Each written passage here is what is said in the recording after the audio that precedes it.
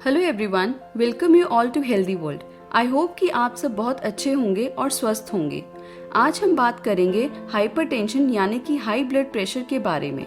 आज मैं इस वीडियो में हाई ब्लड प्रेशर क्या होता है, क्यों होता है, इसके सिम्टम्स और ट्रीटमेंट की बात करूंगी। हाई ब्लड प्रेशर आजकल काफी आम समस्या बनती जा रही है। ज्यादातर लोगों के इसे गंभीरता से ना लेने के कारण वे आसानी से इसका शिकार बन जाते हैं। लोग अपने हाई ब्लड प्रेशर को नॉर्मल रखने के लिए मेडिसिन का सहारा लेते हैं, लेकिन फिर भी उन्हें आराम नहीं हो पाता। हर साल 17 मई को वर्ल्ड हाइपरटेंशन डे के रूप में मनाया जाता है ताकि लोग इस बीमारी के प्रति जागरूक रहें। सबसे पहले हम जानते हैं ब्लड प्रेशर होता क्या है। हमारा जो हार्ट है उसका काम होता है पूरे शरीर को खून पहुंचाना। जब हार्ट ब्लड को पंप करता है तभी ब्लड हमारे दूसरे ऑर्गन्स तक पहुंचता है। खून को पूरी बॉडी तक पहुंचाने के लिए हार्ट को एक प्रेशर बनाना पड़ता है। जैसे कि आप जब कोई पत्थर हवा में फेंकते हो तो आप जितना जोर लगाओगे पत्थर उतना ही दूर जाएगा। ऐसे ही हार्ट को प्रेशर से ब्लड को पंप करना पड़ता है जिससे ब्लड पूरी बॉडी में पहुंच जाए।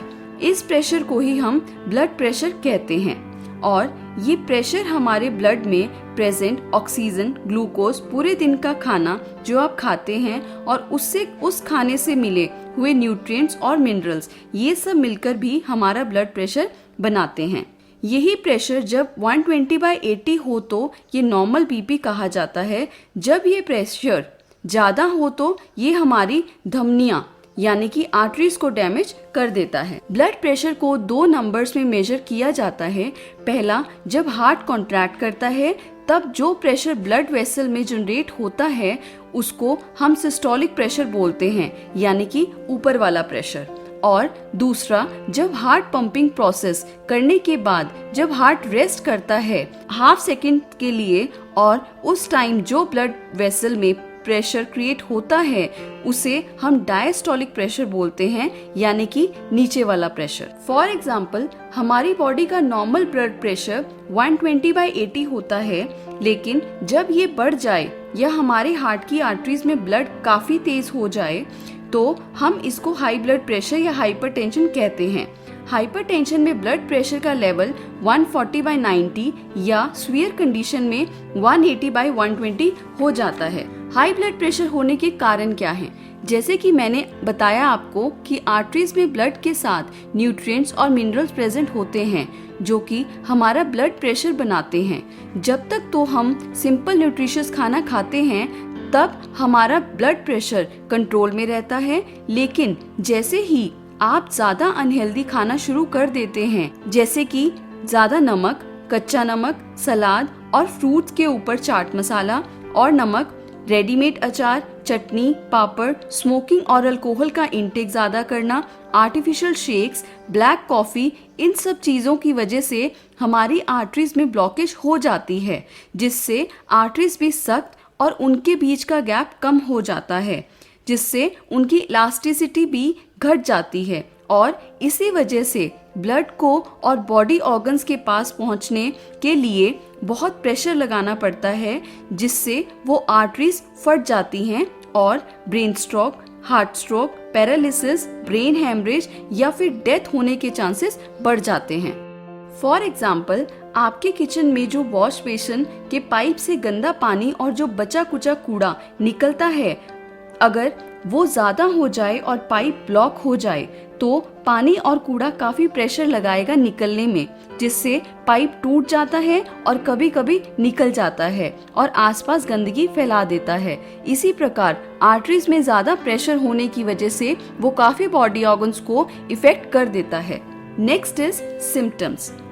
ज्यादा सिर में दर्द रहना, नाक से खून आना, ज्यादा थकावट, यंग एज में आईसाइट वीक होना, चेस्ट में सडन पेन रहना, सांस अच्छी तरह से ना आना, हार्ट बीट रेट फ्लक्चुएट होना, यूरिन में ब्लड आना और आर्थेरियोस्क्लेरोसिस हो जाना यानी कि जब आर्टरीज के वॉल पर भारी मात्रा में बैड कोलेस्ट्रॉल, फैट और अनवांटेड सब्सटेंसेस की लेयर जम जाना। यानी कि जो लोग ज्यादा कार्बोहाइड्रेट रिच डाइट लेते हैं जैसे कि तीनों टाइम पैकेट वाले गेहूं के आटे की रोटी, पराठे, रस लेते हैं उनकी आर्टरीज में कोलेस्ट्रॉल काफी ज्यादा बढ़ जाता है, जिससे इम्प्रॉपर ब्लड फ्लो और ब्लड क्लॉट्स बन जाते हैं। Next is treatment. High blood pressure patient को nitrate rich fruits and vegetables खाने चाहिए, जो कि हमारी ब्लड वेसल्स को चौड़ा, ढीला और प्लेटलेट्स की स्टिकनेस को भी कम करता है। हाई ब्लड प्रेशर को नॉर्मल रखने के लिए आप डैश डाइट को फॉलो करें। इसमें आपको 1200 mg से 1500 mg से ज़्यादा नमक नहीं लेना है और सीजनल फ्रूट्स, वेजिटेबल्स और होल ग्रेन्स का इंटेक बढ़ा देना है। आपको रायता, सैलेड और फ्रूट्स के ऊपर कोई नमक नहीं डालना है, क्योंकि इन सब में ऑलरेडी सोडियम प्रेजेंट होता है। डिहाइड्रेशन की वजह से हमारा बीपी एकदम से फ्लक्चुएट कर सकता है, जिससे कि हार्ट रिलेटेड इमरजेंसी और किडनी प्रॉब्लम हो सकती है। तो इसलिए आपने ध्यान रखना है कि दिन में 6 से 8 गिलास पानी जरूर पिएं, लेकिन ग्रीन टी, ब्लैक कॉफी को लिक्विड इंटेक ना समझें। ये बॉडी को डिहाइड्रेट करता है, ना कि हाइड्रेट। तो आप अपने आप को हाइड्रेट रखें। बीपी वाले पेशेंट को स्ट्रेस फ्री एनवायरनमेंट में रहना चाहिए और डीप ब्रीदिंग एक्सरसाइज को अपने रूटीन में इंक्लूड जरूर करना चाहिए। अर्ली मॉर्निंग उठते ही हमारे मुंह में गुड बैक्टीरिया प्रेजेंट होते हैं, जो कि नाइट्रेट्स को नाइट्रस ऑक्साइड में बदलते हैं और बीपी को स्टेबल रखते हैं। इसलिए आपने सुबह उठते ही 2 गिलास पानी पीना है, बिना कोई माउथ वॉश यूज करे। सुबह खाली पेट आप 1 से 2 लहसुन की कली छील कर उसे काट कर 1 गिलास पानी के साथ ले सकते हैं, जो कि कोलेस्ट्रॉल और बीपी के पेशेंट के लिए रामबाण का काम करेगा। आपने अपनी बॉडी में folate, vitamin D, vitamin B12, folic acid, iron के लेवल को मेंटेन करना है। इन सब की कमी से भी हाइपरटेंशन हो सकता है। तो फ्रेंड्स, हाइपरटेंशन को इग्नोर ना करें, क्योंकि कभी इसके सिम्टम्स पता भी नहीं चलते।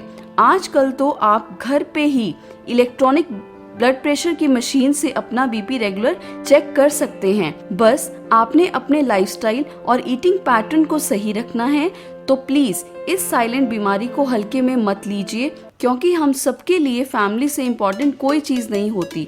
खुश रहें, अपने घर वालों को खुश रखें और अपना ध्यान रखें। और अगर आपको मेरी इन्फॉर्मेशन अच्छी लगी हो तो प्लीज मेरे चैनल को सब्सक्राइब करें और वीडियो को लाइक करें और शेयर करें।